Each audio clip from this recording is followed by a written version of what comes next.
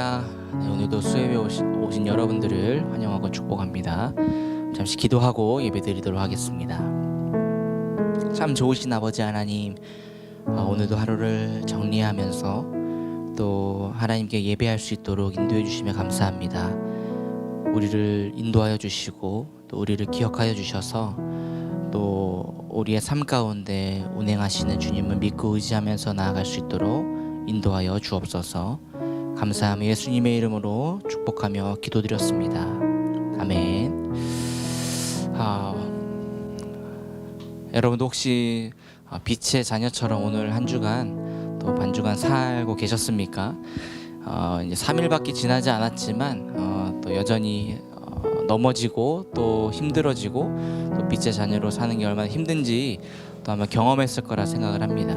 우리 그럼에도 불구하고 하나님을 찬양하면서 오늘 이 시간 예배했으면 좋겠습니다. 우리 찬송가 251장 놀랍다 주님의 큰 은혜 함께 찬양하시면서 우리 하나님께 예배드리도록 하겠습니다.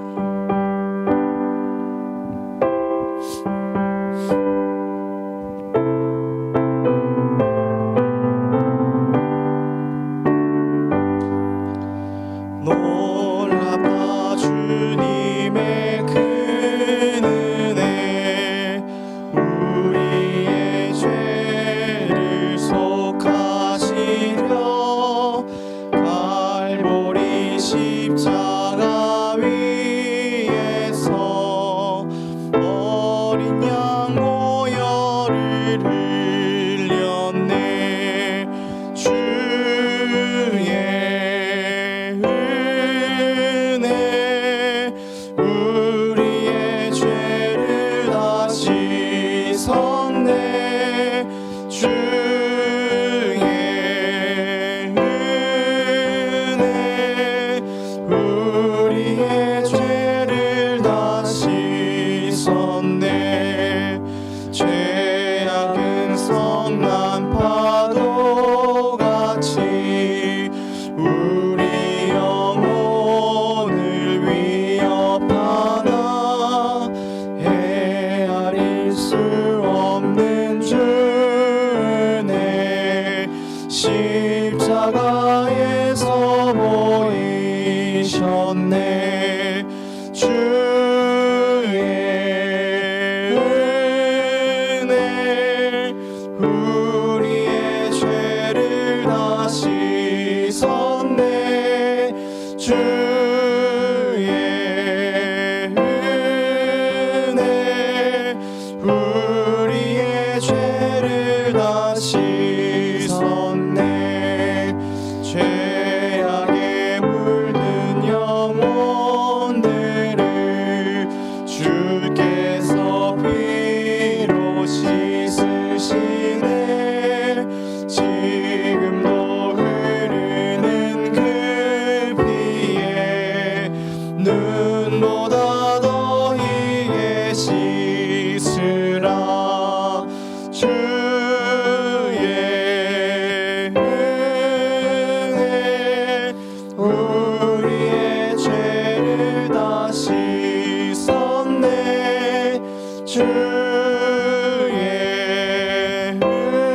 은혜 우리의 죄를 다 씻었네.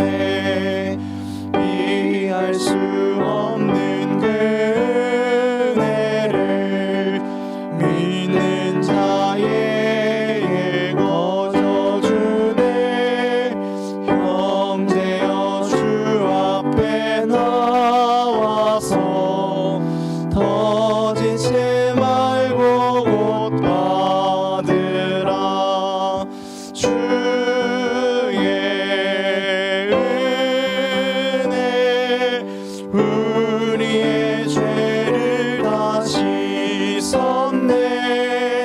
주의 은혜 우리의 죄를 다 씻었네.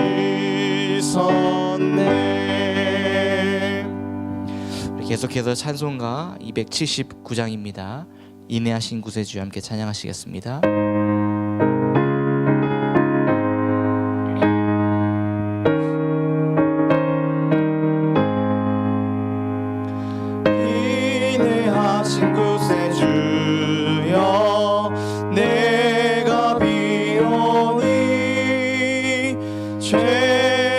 채이노라 하실 때에 날 부르소서. 주여 주여 내가 비오니 채이노라 하실 때에 날 부르소서. 자비하신 보좌 앞에 꿇어 엎드려 자복하고 회개하니 믿음 주소서. 주여 주여 내가 비오니 죄이노라 하실 때에 날 부르소서. 주의 공로 의지하여 주께 가오니 상한 마음을 고치시고 구원하소서. 주여 주여 내가 비오니 죄이노라 하실 때에 날 부르소서. 만복 근원 우리 주여 위로하소서. 우리 주와 같으시니 어디 있을까. 주여 주여 내가 비오니 죄이노라 하실 때에 날 부르. 주여 주여 주여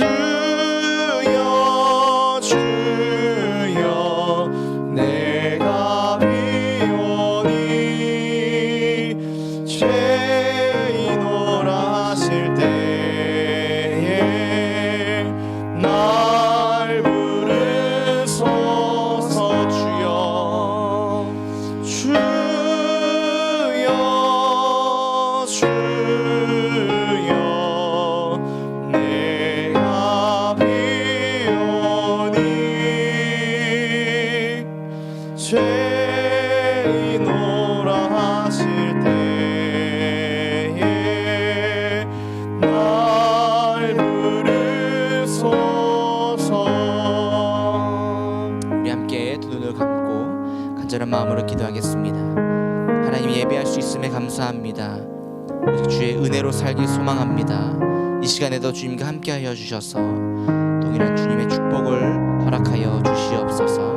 우리 간절한 마음을 가지고 함께 기도하도록 하겠습니다. 하나님 감사합니다. 우리가 피자 자녀로서 살아가고 있지만 여전히 무너지고 넘어지는 것을 봅니다.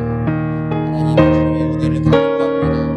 주님의 돌보심을, 주님의 은혜를 구합니다. 하나님, 우리들을 인도하여 주시고 동행하여 주시옵소서. 주님만을 바라보며 주님만을 의지하며 살아가는 저희들이 될 수 있도록 인도하여 주옵소서. 주님 감사합니다. 주님 축복하여 주시옵소서. 영광 받아 주시옵소서.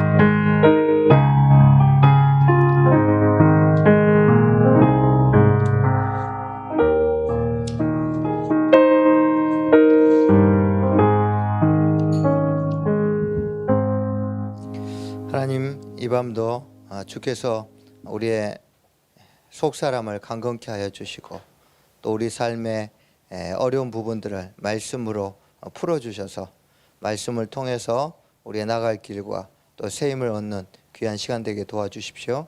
예수님의 이름으로 기도합니다. 아멘.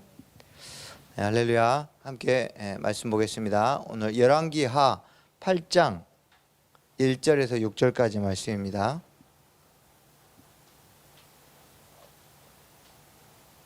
열왕기하 8장 1절에서 6절 한 절씩 교독하겠습니다. 제가 먼저 읽겠습니다. 엘리사가 이전에 아들을 다시 살려준 여인에게 이르되 너는 일어나서 내 가족과 함께 거주할 만한 곳으로 가서 거주하라. 여호와께서 기근을 부르셨으니 그대로 이 땅에 7년 동안 임하리라 하니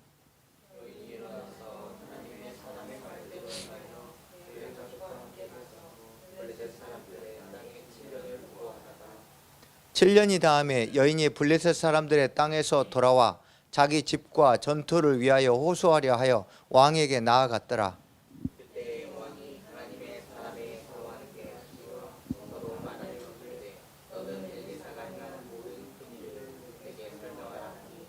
게하시가 곧 엘리사가 죽은 자를 다시 살린 일을 왕에게 이야기할 때 그 다시 살린 아이의 어머니가 자기 집과 전투를 위하여 왕에게 호소하는지라. 게하시가 이르되 내 주 왕이여 이는 그 여인이요 저는 그의 아들이니 곧 엘리사가 다시 살린 자니이다 하니라. 왕이 그 여인에게 물음에 여인이 설명한지라.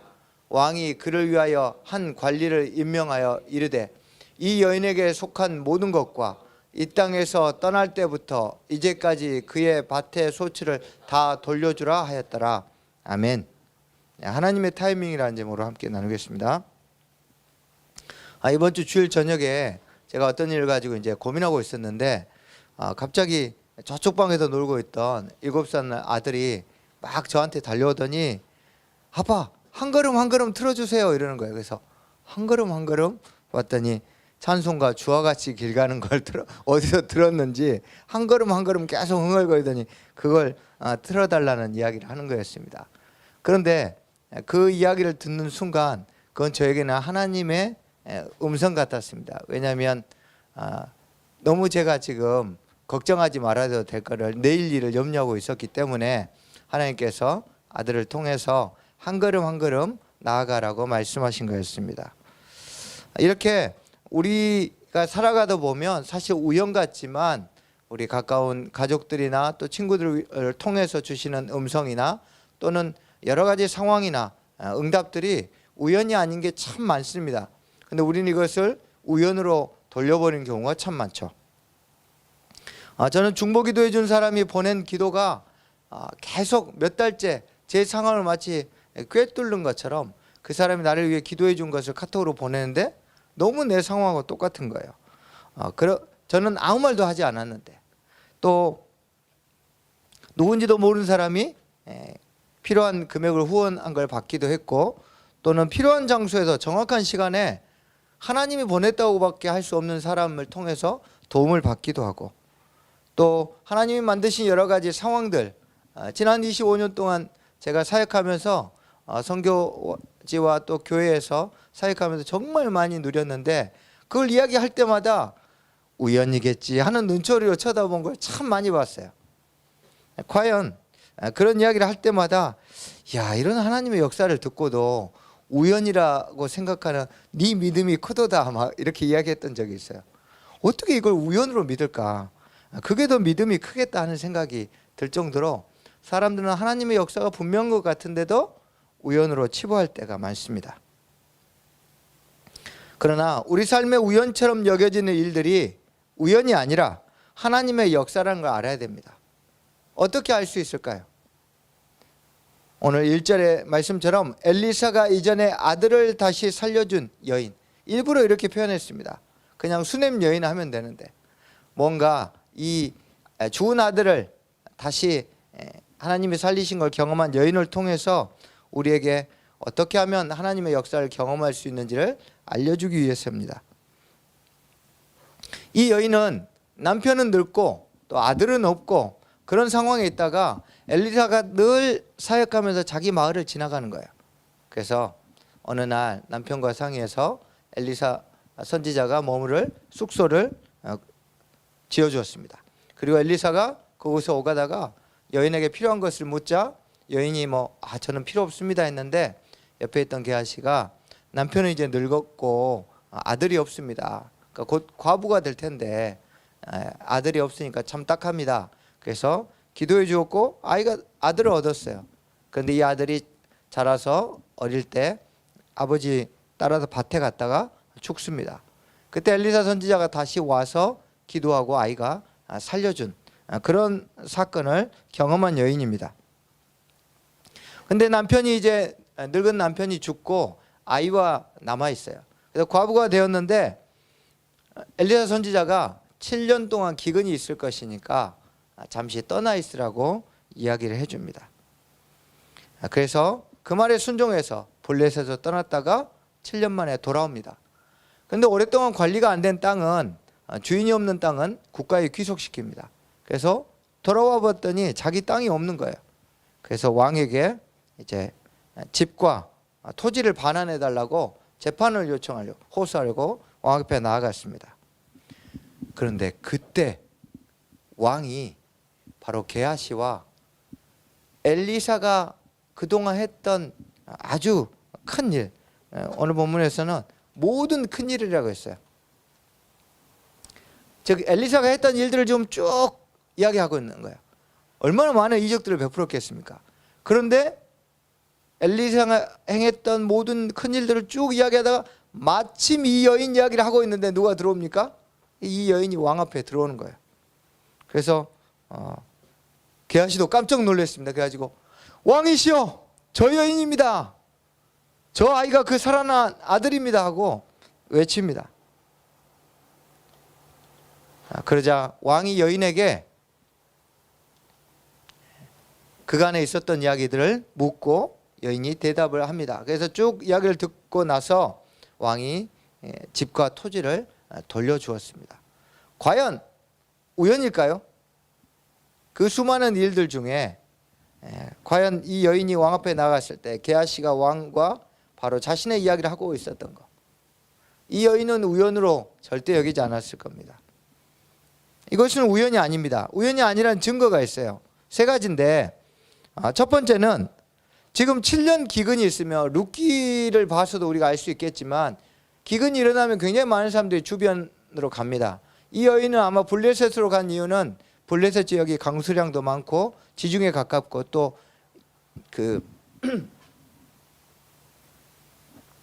토지가 그래도 비옥한 편이에요. 그래서 이 블레셋 지역으로 갔던 겁니다.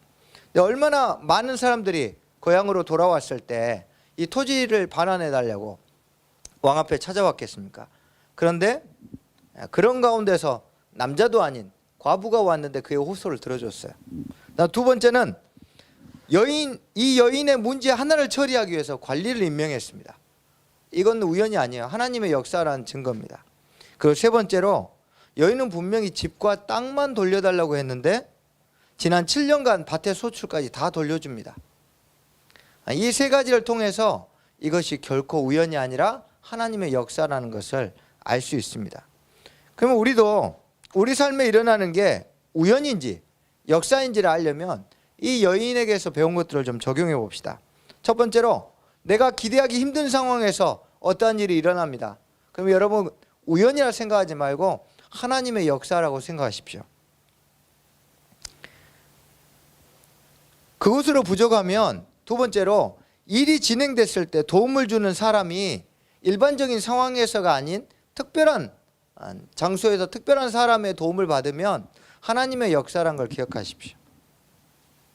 마지막으로 자신이 기대하지도 않았던 부분까지 덤으로 주어졌습니까? 이건 확실히 우리를 잘 아시는 하나님의 역사입니다.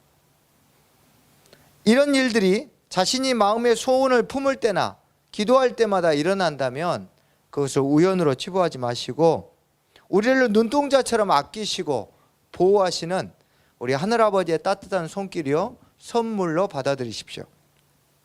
자, 그러면 우리는 왜 우연이냐 하나님의 역사냐를 분명하게 분별하고 구분해야 될까요?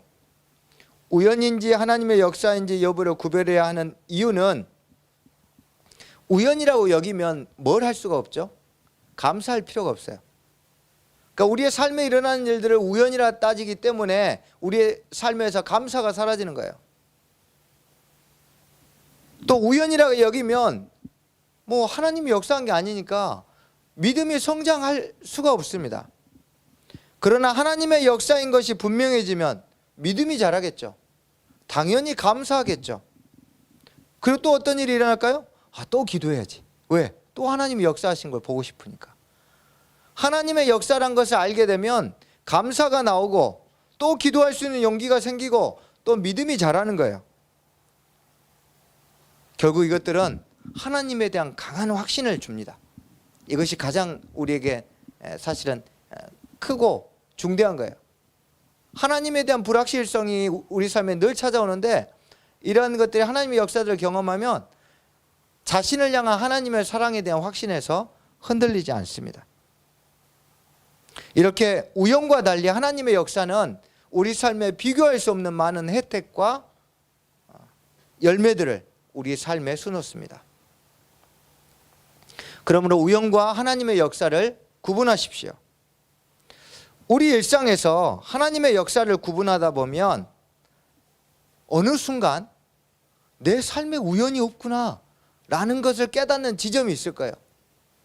아침부터 저녁까지 만났던 사람들, 내게 일어났던 사건들, 우연이 하나도 없다는 걸 깨닫게 돼요.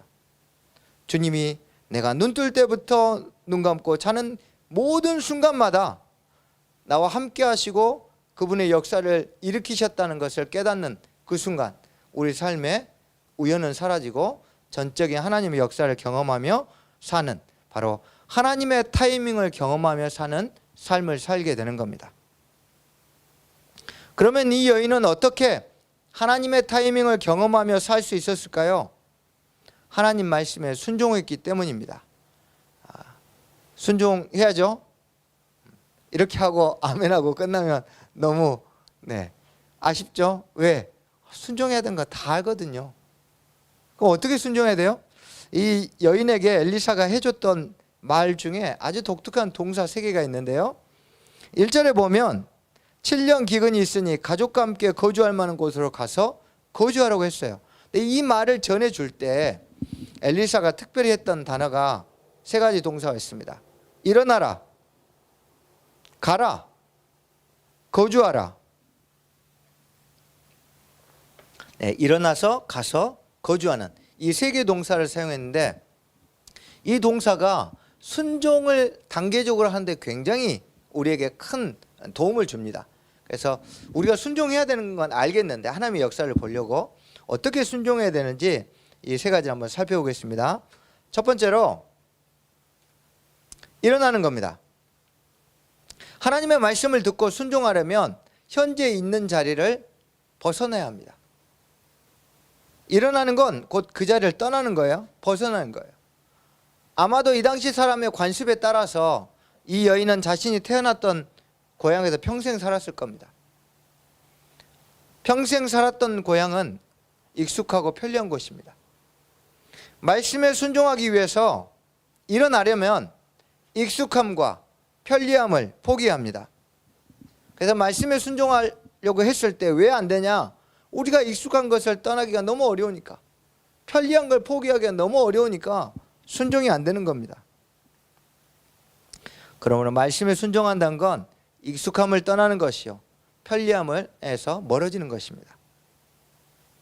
왜 지금 자신이 주님이 수없이 말씀하시는 그거에 대해 순종하지 않는가? 첫 번째로 내가 혹시 익숙함, 편리함에서 떠날까 두려운 거 아닌가? 자신을 한번 돌아보십시오. 하나님을 경험하는 것보다 익숙함을 사랑하기 때문에 순종하지 못하는 겁니다. 예수님이 참 세리와 창녀도 사랑하셨는데 유독 바리새인 앞에서만 욕쟁이 예수였어요. 왜 이렇게 욕을 많이 하셨을까요? 바리새인들이 익숙한 걸 포기하지 않았기 때문입니다. 주님은 바리새인들이 그 익숙했던 거에서 벗어나기를 바랬지만 그들은 끝끝내 그걸 포기하지 않았기 때문에 예수님의 말씀을 받아들이지 않았어요. 그래서 새 포도주를 새 가죽 부대에 넣으라고 아무리 이야기해도, 하나님의 말씀을 새로운 관점에서 풀어서 설명해 줘도 바리새인들은 전혀 받아들이지 않았습니다. 그래서 주님이 그런 사람들을 향해서 이렇게 이야기합니다. 묵은 포도주를 마시고 새 것을 원하는 자가 없나니 이는 묵은 것이 좋다 함이라. 여러분, 와인을 드시는데 10년 된 거 드시겠습니까? 500년 된 거 드시겠습니까? 당연히 후자겠죠. 묵은 게 좋잖아요. 예수님이 지금 이것을 비꼬고 있는 겁니다. 우리 삶에 하나님이 말씀하신 건 사실 새로운 것들이에요. 내가 경험하지 못하는 것. 일어나려면 새로운 것들을 경험해야 돼요. 이것은 묵은 것들을 버려야 하는 결단이 필요합니다. 여러분은 여러분에게 묵은 것은 무엇입니까? 지금 여러분이 익숙하고 편리한 건 무엇입니까? 그것을 벗어버리기 위해 과감히 일어나는 결단을 하십시오. 이 여인은 어떻게 평생 자기가 살았던 고향의 익숙함과 편리함을 버릴 수 있었을까요? 1절 말씀에 보면 기근이 이제 시작됐다 했습니까? 아니면 이 말이라고 했습니까? 아직 기근이 일어나지 않았어요. 기근이 이제 임한다는 거예요. 기근의 전조가 보여야지 이걸 믿을 텐데 여인은 앞으로 임한다고 하니까 그 말씀을 믿고 바로 자리에서 일어났습니다. 고향을 떠날 준비를 했어요. 말씀에 대한 신뢰만이 묵은 것을 벗어날 수 있어요. 이 말씀이 정말 이루어질 걸 믿었기 때문에 여인은 자신의 익숙함과 편리함에서 그 자리를 떨치고 일어났던 겁니다. 결론적으로 우리가 하나님의 말씀을 신뢰하지 못하기 때문에 말씀에 순종했다가 익숙함과 편리함 오히려 그것만 이룰까 봐 말씀도 이루어지지 않고 이런 두려움이 있는 거죠. 말씀을 신뢰하십시오. 말씀에 대한 믿음이 익숙하고 편리한 것들로부터 우리를 분연히 일어나게 만들어줍니다. 두 번째로 가라고 했습니다. 일어났으니까 이제 가야겠죠. 그런데 가는 것이 결코 쉽지 않습니다. 왜냐하면 기근이 7년이라고만 알려줬을 뿐 엘리사 정도 되면 다 알 거 아니에요. 야, 지금 여기에선 저기가 제일 좋을 것 같아, 피난처로. 이 정도는 알려줘야 되는 거 아니에요? 그런데 뭐라고 했습니까?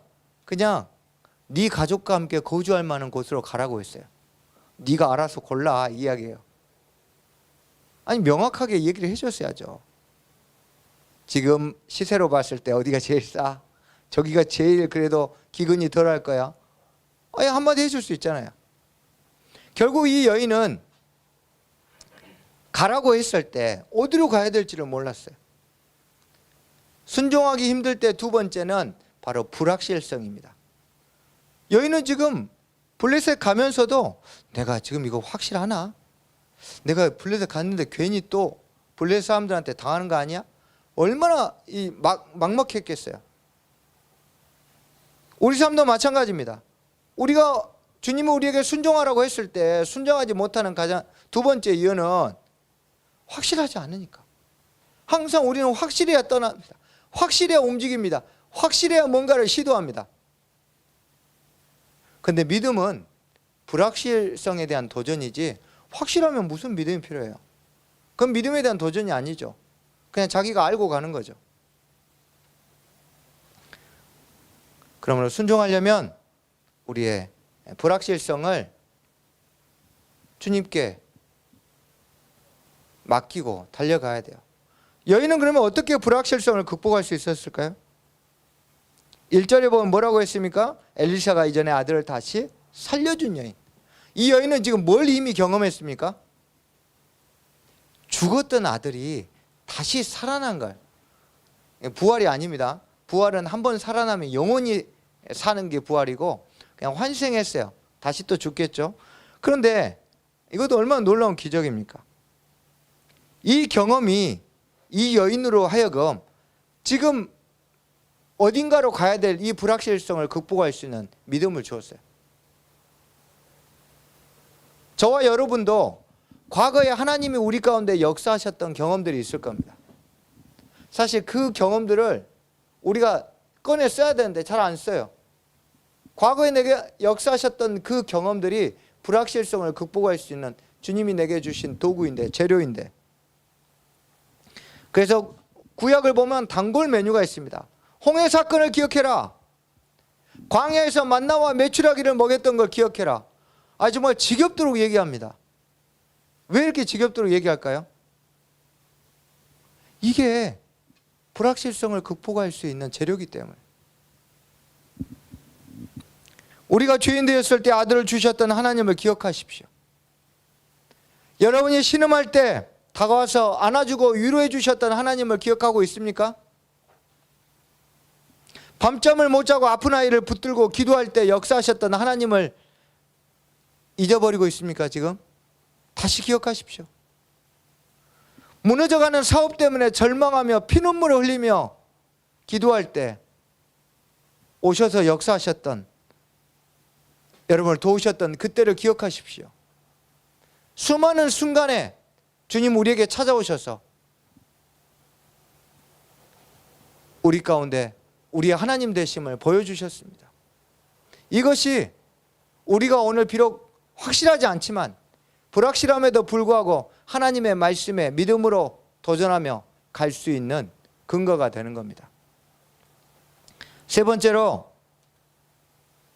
거주하랍니다. 이 단어는 거류민과 어원이 같은데 권리를 누릴 수 없는 임시 체류자를 가리키는 단어에서 같이 유래했어요. 그러니까 지금 엘리사는 너 거기 영원히 살아라가 아니라 임시 체류자로 살아라 이 얘기예요. 자, 거주하면 어떤 것들이 어려움이 닥칠까요? 세 번째 명령은 권리를 포기하는 겁니다. 어떤 권리가 있죠? 여인이 고향에서 이미 누리고 있는 권리들. 집도 땅도 어떻게 됐지? 불안합니다. 또 사원들 중에 따라가지 않는 사원들도 있겠죠. 여인은 여러 가지를 자기가 누리고 있던 권리들을 포기해야 될 겁니다. 또 새롭게 정착할 곳에서는 권리를 포기 또 하겠죠. 블레셋 땅이니까 자기가 살았던 땅이 아니니까 거의 권리를 기대하지 않고 갔겠죠. 이렇게 순종은 우리가 현재 누리고 있는 권리와 앞으로 누릴 모든 권리를 포기하는 일일 수 있습니다. 그러면 이 여인은 어떻게 모든 권리를 포기할 수 있었을까요? 하나님과 함께하는 기쁨이 세상에서 누리는 어떤 권리보다 가치 있다는 것을 알았기 때문입니다. 차라리 내가 권리를 포기할지언정 하나님과 함께 있겠다. 주님의 임재를 경험하겠다. 그 증거가 3절에 나옵니다. 자, 7년이 다음에 여인이 블레셋 사람들의 땅에서 돌아와. 아니, 돌아온다고 뭐가 나아질 기미가 보입니까? 이 여인이 7년 지나고 딱 돌아오면 모든 게 다 지금 풀린다고 보장된 게 있어요? 없어요. 블레셋으로 갔을 때도 돌아왔을 때도 이 여인이 한결같이 말씀 앞에 순종한 것은 권리보다 하나님 말씀에 순종했을 때 얻는 기쁨이 훨씬 더 크다는 것, 그걸 더 가치 있게 여겼기 때문입니다. 권리를 포기하고 순종한 여인에게 주님은 상상할 수 없는 권리까지 회복시켜 주었습니다. 순종하는 기쁨을 가치 있게 여기는 자에게 하나님은 반드시 상 주시는 분이십니다. 히브리서에서는 이렇게 자기의 권리를 포기하고 하나님의 역사를 이뤘던 모세 이야기를 이렇게 기록합니다. 믿음으로 모세는 장성하여 바로의 공주의 아들이라 칭함받기를 거절하고 도리어 하나님의 백성과 함께 고난받기를 잠시 죄악의 낙을 누린 것보다 더 좋아하고 그리스도를 위하여 받는 수모를 애굽의 모든 보화보다 더 큰 재물로 여겼으니 이는 상주심을 바라봅니다. 그 당시 지상 최고로 강력한 애굽의 왕자의 권리를 포기하고 차라리 하나님의 백성과 고난받는 그 기쁨이 더 크다고 생각하고 그것을 누리기를 더 좋아했습니다. 여러분, 우리 삶은 어떻습니까? 지금 내가 누릴 권리, 또 앞으로 누릴 권리와 그것을 포기하는 가치와 말씀에 순종했을 때 주께서 주시는 기쁨의 가치, 여러분 어떤 걸 더 가치 있게 여기고 살고 있습니까? 우리가 후자 하나님의 말씀에 순종했을 때 하나님이 내게 주시고 또 나와 함께 하시는 그 기쁨이 훨씬 더 가치 있다는 걸 여길 때 우리는 비로소 일어나고 간 후에 거주할 수 있는 마지막 순종으로 결론을 지을 수 있습니다. 여인처럼 모세처럼 권리를 포기하고 순종하십시오. 익숙함을 포기하고 말씀을 신뢰함으로 다시 순종하기 위해 일어나십시오. 불확실성을 극복하기 위해 이전에 역사하셨던 하나님을 기억하십시오.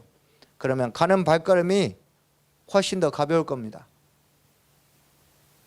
하나님이 주시는 권리를 사모함으로 세상 권리를 포기하고 주께서 원하시는 곳에 머무르십시오. 주님은 반드시 포기한 권리보다 더 크고 놀라운 상을 주실 것입니다. 오늘 본문에는 세 종류의 사람이 등장합니다. 엘리사 빼고 왕, 게하시, 여인이 있는데 이들의 모습을 보면서 저는 세 종류의 신앙인을 보았습니다. 첫 번째로 왕은 게하시에게 하나님의 역사를 듣고 실제 그 주인공을 보았지만 자신은 한 번도 경험해 보지 못했어요. 이런 신앙인들이 있습니다. 교회도 잘 나와요. 잘 섬겨요. 그런데 늘 듣기만 해요. 자기는 경험한 적이 없어. 하나님의 역사를 경험한 적이 없어요. 여러분 혹시 늘 다른 사람이 하나님의 역사를 경험한 이야기만 듣고 있지 않습니까? 그러니까 자꾸 그걸 우연이라 생각하는 거예요. 자기는 한 번도 경험해 본 적이 없으니까 우연이겠지 하고. 두 번째, 게하시는 여인의 죽은 아들이 살아나는 과정에 참여했습니다. 그러나 그것뿐입니다. 게하시에게는 간접 경험이었고 또 이건 이미 과거입니다. 오늘 게하시처럼 신앙생활하는 사람이 있습니다. 어떤 하나님의 역사의 자리에 분명히 있어요. 참여했어요. 근데 정작 자신은 그것과 별개입니다. 늘 옆에서 보기만 해요. 그래서 나중에 우리 어떤 목사님이 그때 이렇게 역사하셨더라. 아, 그때 우리 목자님이 이러셨더라. 우리 어머니가 이랬더라. 늘 과거에 다른 사람이 경험했던 것만 이야기합니다. 마치 자기 것처럼. 그러니까 하도 자랑하다 보면 나중에 헷갈려요. 내 건가 엄마 건가. 그래서 남의 것을 자기 것처럼 이야기해요. 이렇게 게하시 같은 사람들이 있습니다. 마지막으로 여인. 이 여인은 어떻습니까? 과거에도 죽은 아들을 살리신 그 기가 막힌 타이밍에 아들을 살리신 하나님을 경험했습니다. 그리고 현재도 왕이 자신의 호소를 들어줍니다. 관리를 세워서 문제를 처리해 줍니다. 집과 토지뿐만 아니라 7년간의 소출까지 줍니다. 이 여인은 지금 역사하시는, 현재 역사하시는 하나님을 경험하며 살고 있습니다. 여인에게 하나님의 타이밍은 현재 진행형입니다.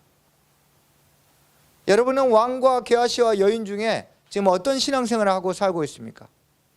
여러분은 어느 종류의 신앙인입니까?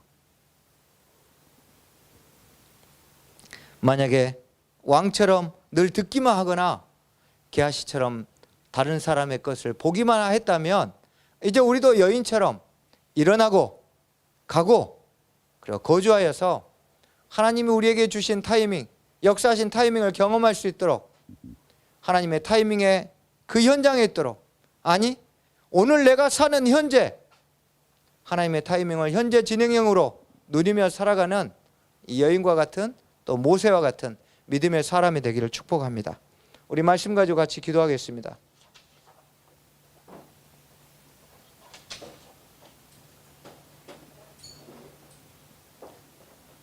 기도할 때 주님, 익숙함을 포기할 수 있는 믿음을 주십시오. 말씀을 신뢰함으로 익숙함을 포기하게 해주십시오.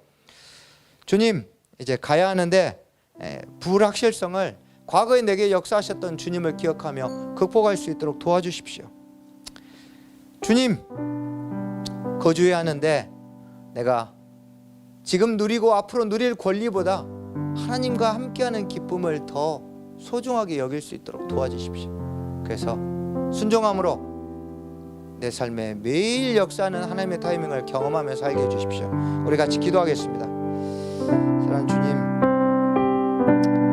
여인 같은 삶을 살 수 있도록 도와주십시오.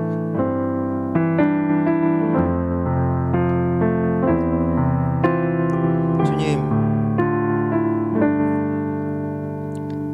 우리의 믿음 없음을 도와주십시오.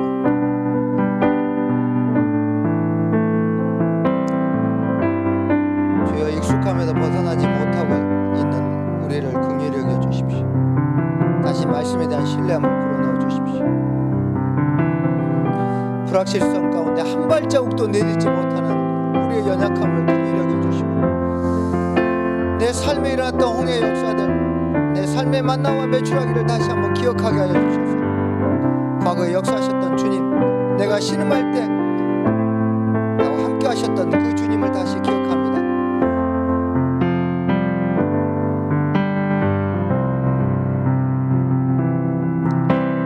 주여, 내가 누리고 있고 누릴 권리들을 내려놓습니다. 그들이 아무리 달콤하고 즐거워도 주님과 함께하는 기쁨과 비교할 수 없음을 고백합니다.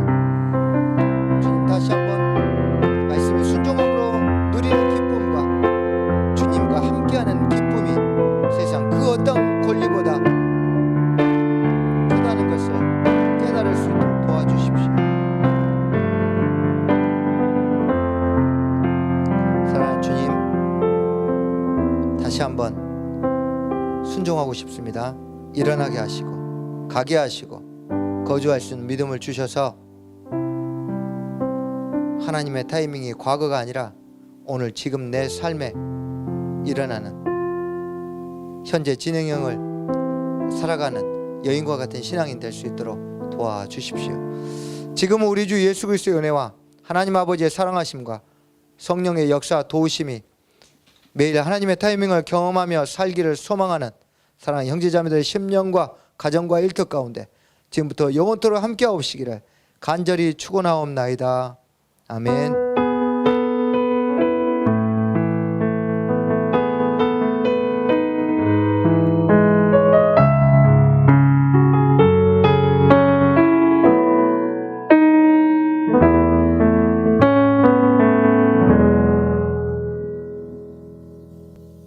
네, 리모델링 위해서 계속 기도해 주시고 한 주간도 주님의 은혜로 승리하시기 바랍니다.